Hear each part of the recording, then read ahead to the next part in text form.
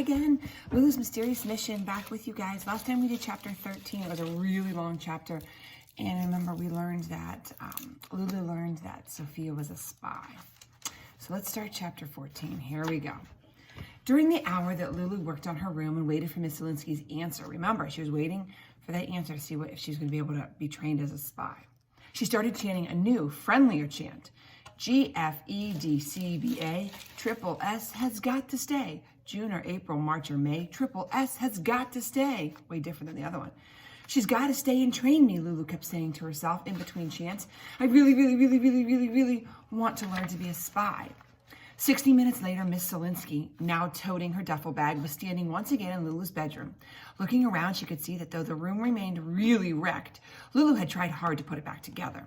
I've considered your request, Miss Zielinski told Lulu, and I'm prepared to offer a qualified, what do you think?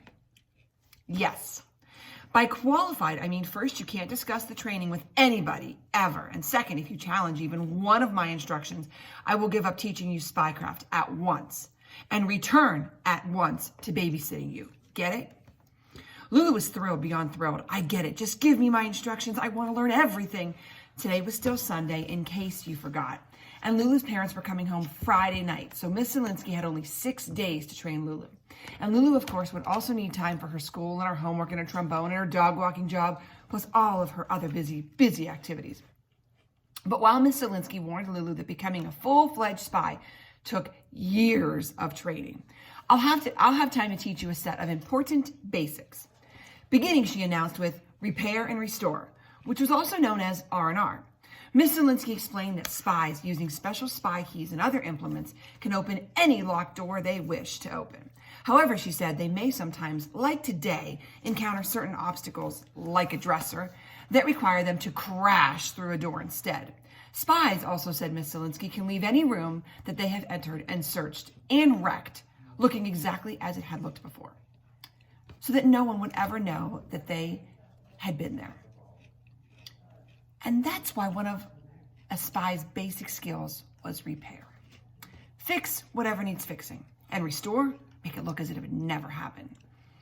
And that, Miss Zielinski told Lulu, is what you are now going to do with your wrecked bedroom. Ridiculous, impossible, said Lulu, sounding like the old Lulu again. There's a great big hole in my door, and my dresser drawers are all smashed up, and my trombone is dust in my chair. Oh, do impossible and ridiculous mean you're refusing to obey? Miss Zielinski asked warningly. Of course, that's what it, Lulu began, then catching herself continued, doesn't mean. Impossible, ridiculous, not with triple S as my spy teacher. That is correct, Miss Zielinski said, and now she reached into a duffel bag. Let's get started. Out of her bag came a jar of extra-strength rug wash, a large tube of super glue, and a vacuum cleaner designed to retrieve and reverse. I'll explain about that in just a couple of seconds. Barking out instructions, Miss Zielinski guided Lulu as she glued all the broken pieces smoothly together and scrubbed that stinky green glop out of the rug. Then she used the vacuum cleaner to suck up, retrieve, all the trombone dust and rebuild, reverse, that dust into a, believe it or not, as good as new trombone. When the work, most of which Lulu had done, was finished and the furniture had been pushed back into place, no one would have ever guessed that it had been otherwise a wreck. No cracks where the breaks had been mended, no strain where the rug had been scrubbed. And when Lulu tested her rebuilt trombone, it and she sounded better than before. You have made a promising start, Miss Zielinski told Lulu, who smiled a proud smile. And now I need you to destroy those pictures you took of the room in its wrecked condition. I can't take the slightest chance of having my having the slightest chance of my reputation besmirched, which is a fancy way of saying turn to dog poop.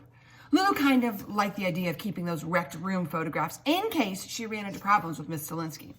On the other hand, she knew that there was only one thing she should do, and that was obey. Chapter 15. So what's going to happen? See you next time.